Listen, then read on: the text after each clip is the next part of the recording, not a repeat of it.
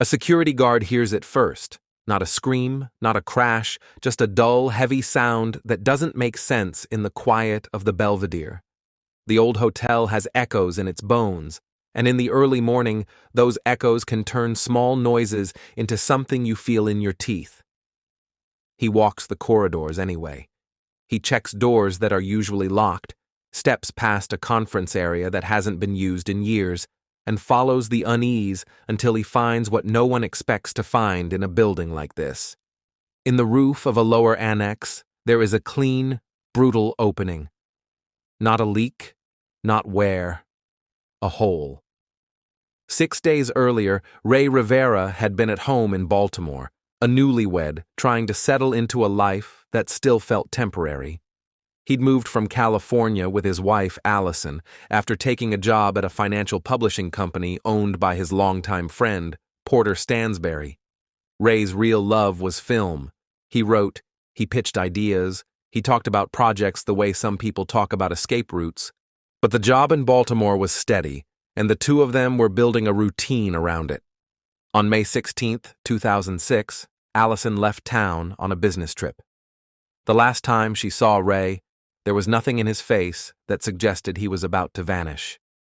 That afternoon, Ray was at home when the phone rang. According to the investigation, the call came through the switchboard at his workplace. Whatever was said, it flipped a switch in him. He got up fast. He grabbed his keys. He hurried out of the house as if someone was waiting and time was running out. Ray never came home. When Allison couldn't reach him, the worry hit hard and immediate. Friends were called, co-workers were contacted, hospitals were checked.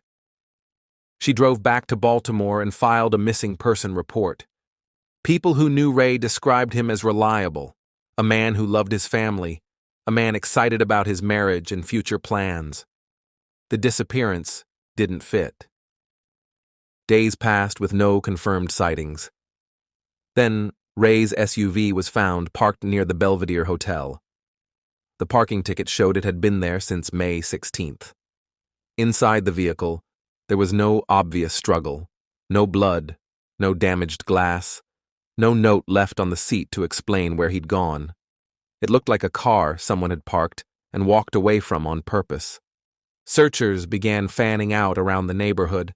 They walked the blocks with flyers and asked questions that led nowhere. The Belvedere, with its grand facade and history, sat in the middle of it all, but no one yet knew it mattered. Not until a group of Ray's co-workers decided to look from above. They made their way onto the Belvedere's roof.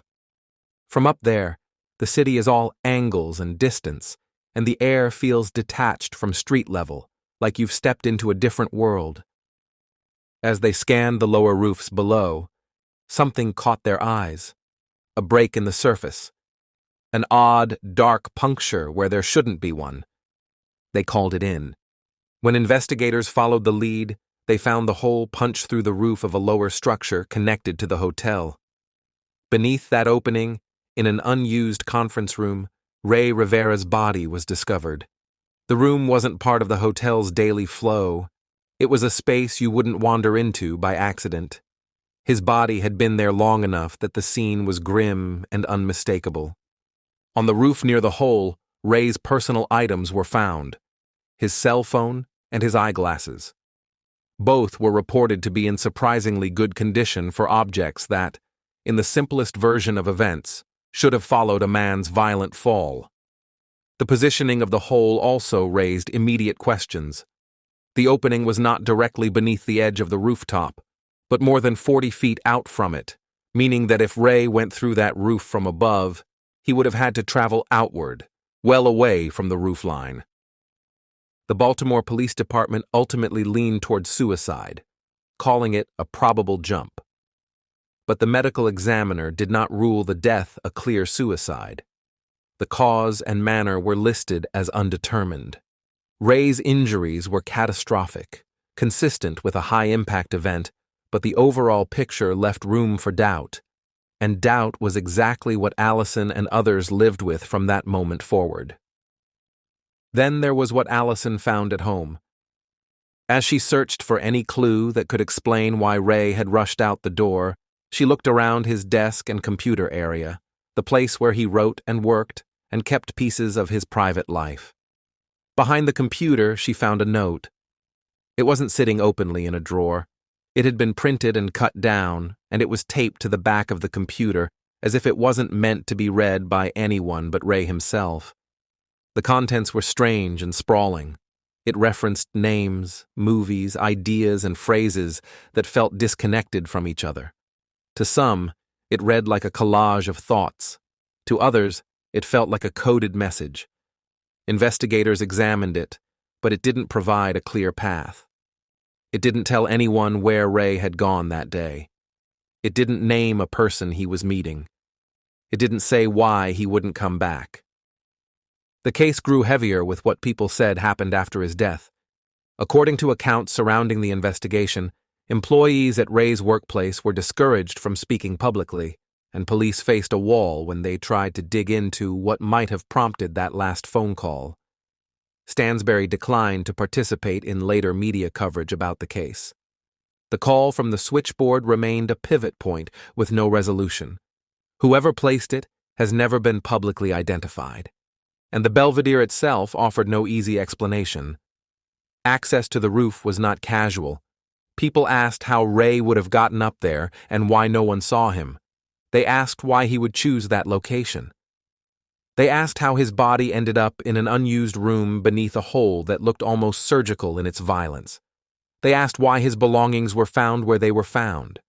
In a city filled with ordinary tragedies, this one sat apart, not because death is rare, but because the story around it refused to close. Allison kept pushing for answers. She held on to the version of Rey she knew.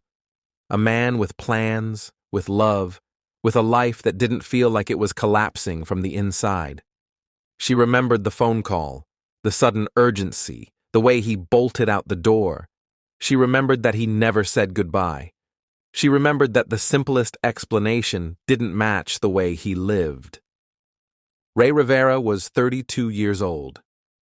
His body was found on May 24, 2006, inside the Belvedere Hotel complex, after 6 days of searching and silence. The official opinions never fully aligned, and the gaps remained where the truth should be. A call that sent him running, a parked SUV with a timed ticket, a rooftop search that found a hole before it found a body, glasses and a phone that seemed too intact, a note taped behind a computer like a secret meant to stay hidden. Whether Rey jumped, fell, or was somehow forced into the path that ended his life, the case still hangs over Baltimore like a question no one can answer out loud. And for the people who loved him, that question is the hardest part. Not just how he died, but what happened in the minutes before, when he left his home, following something urgent into the night, and never returned. Thank you for listening to The Lantern's Tale. Subscribe for more true stories, if you dare.